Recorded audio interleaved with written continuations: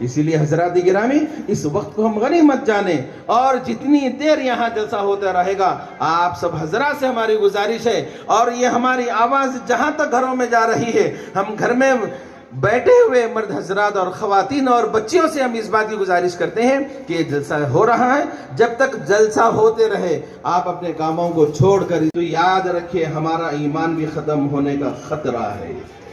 ہمیں ضرورت نہیں ہے دلیل مانگنے کی۔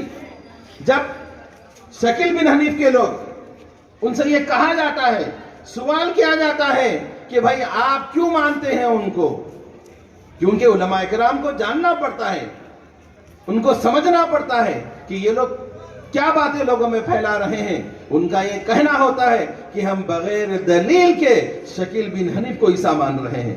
ارے ایک جھوٹا، ایک کذاب اگر اس طرح کی باتیں کر سکتا ہے، ہمارے سینوں میں ایمان کی دولت ہے، ہم اس ایمان کی روشنی میں ہم یہ کہیں گے اگر تو عیسیٰ ہونے کا دعویٰ کرتا ہے تو ہمیں تیری دلیل کی ضرورت نہیں ہے، ہم بغیر دلیل کے یہ کہتے ہیں کہ تو جھوٹا ہے، کافر ہے، دجال ہے۔ حضرات گرامی اسی طریقے سے مہدی ہونے کا بھی دعویٰ کرتا ہے۔ ارے ایک دعویٰ کرے تو کچھ لوگ ماننے والے ہو جائیں گے، وہ یہ چاہتا ہے کہ مہدی بھی مجھے کہا جائے، عیسیٰ بھی مجھے کہا جائے، پتہ نہیں کئی کئی چیزوں کا وہ دعویٰ کر رہا ہے۔ حضرات گرامی ہم کو چاہیے کہ ہم اپنے معاشرے میں، اپنے ماحول میں ہم اس بات کا جائزہ لیں کہ اگر کوئی اس طرح کے عقیدے ہمارے درمیان میں اگر کوئی ظاہر کرتے ہیں، کوئی باتیں اس طرح کی کرتے ہیں، ہم ان کے ساتھ یہ کہہ دیں کہ بغیر دلیل کے ہم یہ کہتے ہیں کہ یہ کہنے والے جھوٹے اور کافر اور دجال ہیں۔ سچی خبر نبی رحمت صلی اللہ علیہ وسلم کی حیات طیبہ میں پوری ہوئی۔ نبی کی زندگی کے آخری ایام میں 2 مردوں نے نبی ہونے کا دعویٰ کیا اور ایک عورت نے نبی ہونے کا دعویٰ کیا۔ پہلا آدمی جس نے نبی کی حیات طیبہ میں نبی ہونے کا دعویٰ کیا اس کا نام تھا اسود عنسی۔ اس کی خبر اللہ کے نبی کو ملی کہ ایک آدمی ہے جس کا نام ہے اسود اور اس نے نبی ہونے کا دعویٰ کیا ہے۔ اللہ کے نبی کو جب اس کی خبر ملی، سرکار دو عالم محمد رسول اللہ صلی اللہ علیہ وسلم بڑے بے چین بے قرار ہو گئے۔ فوراً صحابہ کے مشورے میں اللہ کے نبی نے اعلان کیا، تم میں سے کوئی ہے جو جائے اور اس آدمی کی خبر لے جس نے نبی ہونے کا جھوٹا دعویٰ کیا۔ کس کے الفاظ ہے ذرا غور کیجئے، کہہ رہے ہیں ذرا توجہ کیجئے۔ سرکار دو عالم نے فرمایا ہے تم میں سے کوئی جو جائے اور اس آدمی کی خبر لے جس نے میری نبوت پر حملہ کیا ہے، ختم نبوت کے تاج کو اچھالنے کی کوشش کی ہے، میرے منصب نبوت کو داغدار کرنے کی کوشش کی ہے، کوئی ہے تم میں سے آدمی تو جائے اور اس کی خبر لے۔ فوراً ایک صحابی کھڑے ہوئے، انہوں نے کہا کہ یا رسول اللہ مجھے اجازت دیجئے، میں جانا چاہتا ہوں۔ اللہ کے نبی نے فرمایا تمہیں اجازت ہے، جاؤ۔ وہ نکلے، اس آدمی کے محل میں گئے اور بڑی تدبیر کے ساتھ، منصوبہ بندی کے ساتھ میں اس کو جہنم میں پہنچایا۔ ابھی وہ مدینے کو پہنچے نہیں ہیں، اللہ کے نبی کو وحی کے ذریعے سے بتا دیا گیا کہ اسود عنسی کا کام تمام ہو چکا ہے، وہ جہنم میں پہنچ چکا ہے۔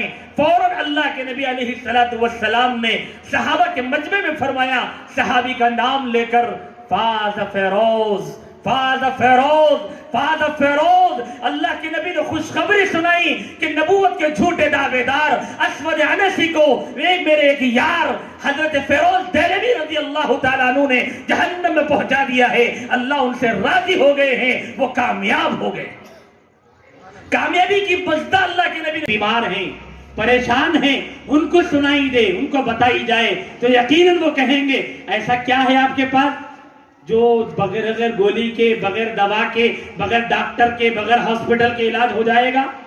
اب فیاض کے ماننے والے اس کو سناتے ہیں کہ دیکھو ہم آپ کا علاج کریں گے بغیر گولی کے، بغیر دوا کے، بغیر ہاسپٹل کے، بغیر میڈیکل کے، وہ بھی گھر پر اور قرآن سے کریں گے۔ جب آپ کے کانوں میں یہ بات گونجے گی، آئے گی، تو آپ بھی کیا کہیں گے؟ قرآن سے علاج ہو رہا ہے، اس سے اچھی بات کیا ہے؟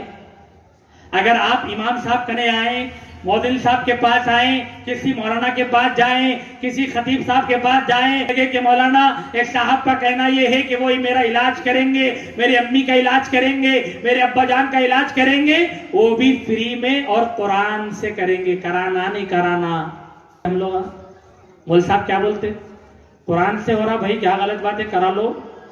सब जने ये बोलते कहीं भी जाओ, लेकिन मसला कुरान से इलाज का नहीं है। याद रखो, यहां पर रुककर जब शिकारी शिकार करता है कबूतरों का, पहले दाने डालता है, दाने डालकर शिकार करता है, बगैर दानों के कबूतर भी जाली में फंसा नहीं करते। इसी तरह फैयाज भैया भी ईमान को लूटने के लिए दाना डाल रहे कुरान के नाम का, जिक्र के नाम का। से इलाज होगा, जिक्र से इलाज होगा। अब हमारे भोले भाले मुसलमान इलाज के चक्कर में, अम्मी का बीपी खत्म कराने के चक्कर में, बाप की शुगर खत्म कराने के चक्कर में, कर्जों को खत्म कराने के चक्कर में, अपनी बेटियों की शादियों को, अच्छे रिश्तों की तलाश के चक्कर में, परेशानियों को दूर करने के चक्कर में फैयाज भैया जो बोलेंगे हम वो सुनेंगे का नारा लगा रहे हैं। सूर्य पढ़ लिया करो, तुम्हारी जादू से हिफाजत होगी, शैतान से तुम्हारी हिफाजत होगी। कभी अल्लाह के नबी ने कहा आयतल कुर्सी पढ़ लिया करो, तो शैतान के मकर से, उसके हमलों से तुम्हारी हिफाजत का सामान अल्लाह फरमाएंगे। कभी अल्लाह के नबी ने दुआएं सिखाई कि फजर के बाद में बिस्मिल्लाहिल्लज़ी ला यज़ुर्रु की दुआ 3 मरतबा पढ़ लिया करो, और कभी मगरिब के बाद में 3 मरतबा ये दुआएं पढ़ लिया करो। अल्लाह तुम्हारी आफात से, बलाओं से हिफाजत करेंगे।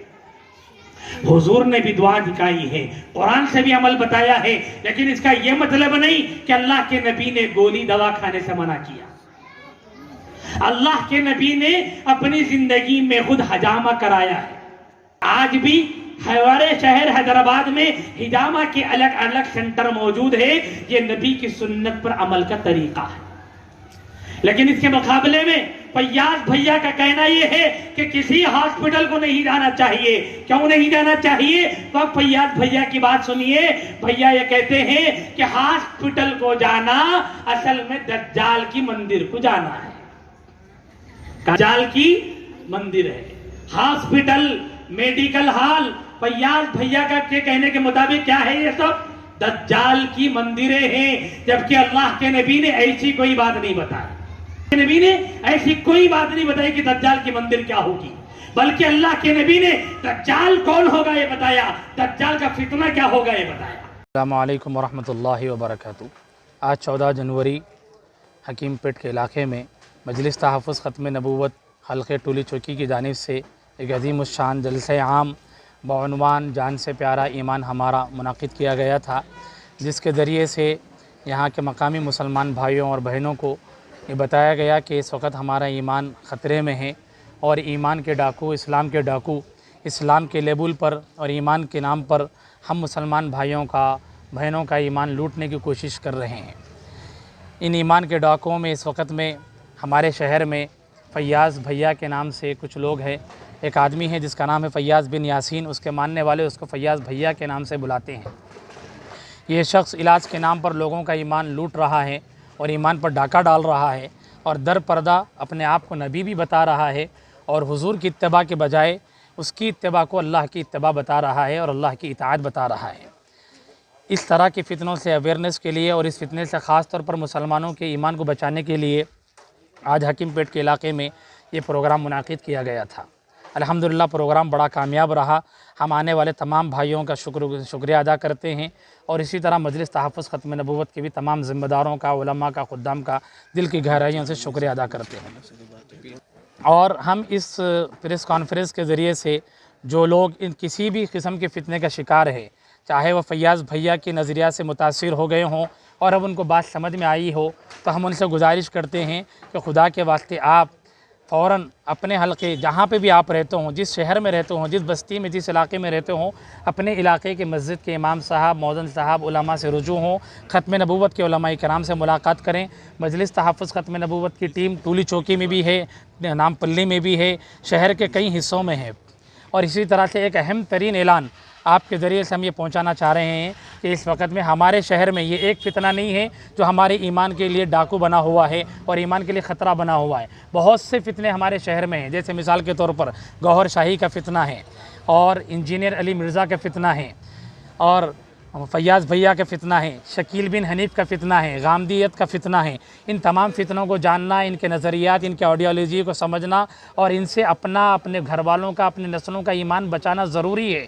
ان فتنوں کے سے اویئر کرنے کے لیے، خبردار کرنے کے لیے شہر حیدرآباد کے ختم نبوت کے اکابر علماء کرام نے ایک بہت ہی عظیم الشان ایک روزہ ختم نبوت کانفرنس رکھنے کا فیصلہ کیا ہے، جو 21 جنوری اور 22 جنوری کو ہوگا۔